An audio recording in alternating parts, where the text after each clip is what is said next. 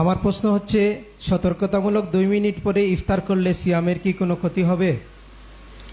শুক্রিয়া, জাযাকুমুল্লাহ খায়ের। অতীব জরুরি জিজ্ঞাসা।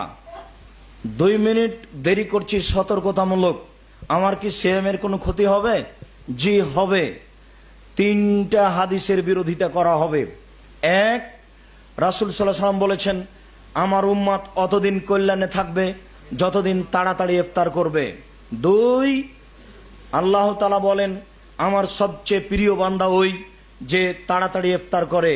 3, তোমরা তাড়াতাড়ি ইফতার করো, দেরি করে ইফতার করা ইহুদি খ্রিস্টানের লক্ষণ। 2 মিনিট 1 মিনিট সতর্কতামূলক দেরি করা ইহুদিদের লক্ষণ।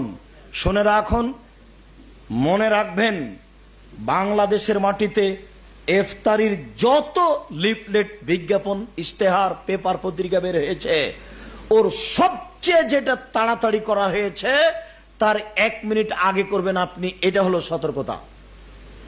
তাড়াতাড়িতে সতর্কতা, দেরিতে নয়। আমি বুঝাতে পারলাম না।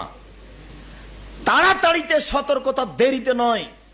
দেরি করলে রাসূলকে অপমান করা হবে, আচরণ হবে ইহুদি খ্রিস্টানের ক্ষতি হবে। মানে তাড়াতাড়িতে সতর্কতা করুন 1 মিনিট আগে।